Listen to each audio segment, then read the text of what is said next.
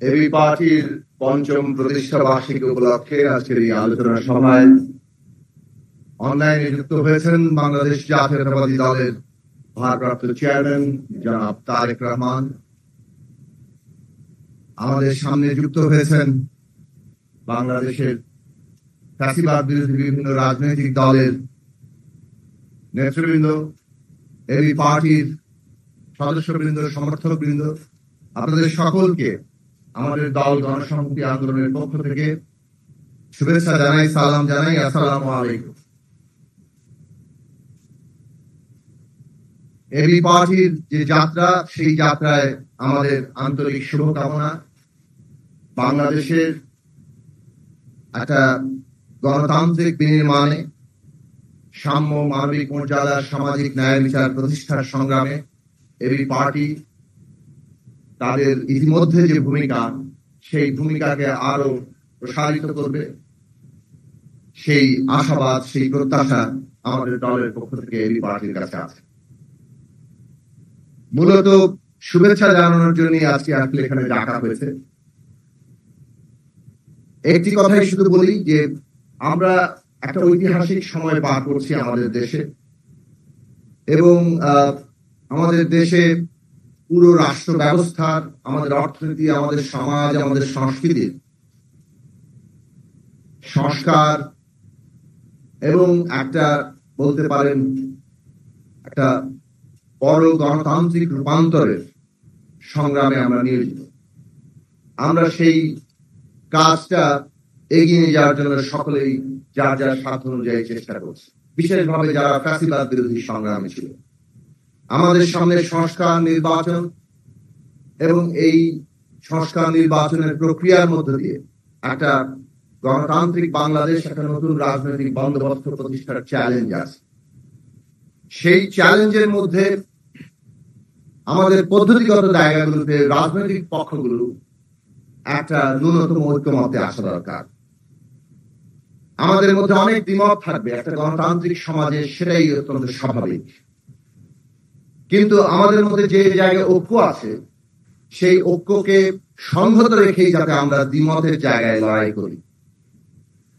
আজকে বাংলাদেশ এমন একটা চ্যালেঞ্জের মুখে, যেখানে একটা গণতান্ত্রিক রূপান্তর ঘটানোর জন্য জনগণের প্রতিনিধি আকারে রাজনৈতিক দলগুলো, যদিও রাজনৈতিক দল মাত্রই একমাত্র জনগণের প্রতিনিধি নয়, কিন্তু রাজনৈতিক দল জনগণের গুরুত্বপূর্ণ অংশ।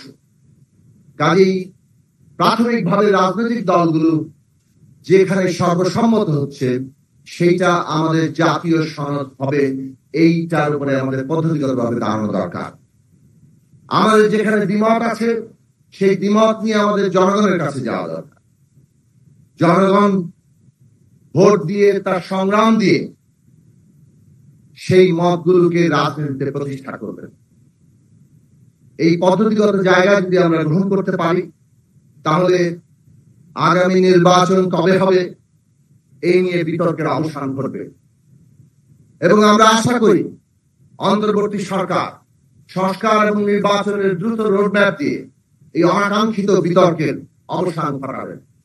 অন্তর্বর্তী সরকার গড়ে উঠেছে এই সকল রাজনৈতিক শ্রেণী পেশা এবং বিশেষভাবে আমাদের আন্দোলনের ভূমিকা রাখা ছাত্র সমাজ, আমাদের শ্রমিক জনগণের সকলের সমর্থনের ভিত্তিতে। কাজে এই সমর্থনের সমষ্টিক জায়গাটা বিবেচনায় রেখেই আমাদেরকে অন্তর্বর্তী সরকারকে পদক্ষেপ নিতে হবে। অন্তর্বর্তী সরকার মৌলিক প্রশ্নে কনসেনসাসের উপরে দাঁড়াবে, সেইটাই আমাদের আকাঙ্ক্ষা।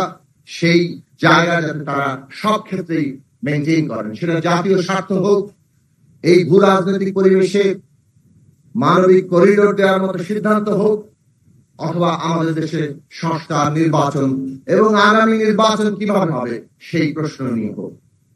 শেষে এই কথা বলি, জনগণের ম্যান্ডেটই আসল কথা। কাজে আমরা যা সংস্কার করব, যা রূপান্তর করব, শেষ পর্যন্ত যেহেতু জনগণই বাংলাদেশে একটা রিপাবলিকে ক্ষমতার কেন্দ্র, সেই জনগণের ম্যান্ডেট গ্রহণ করতে হবে।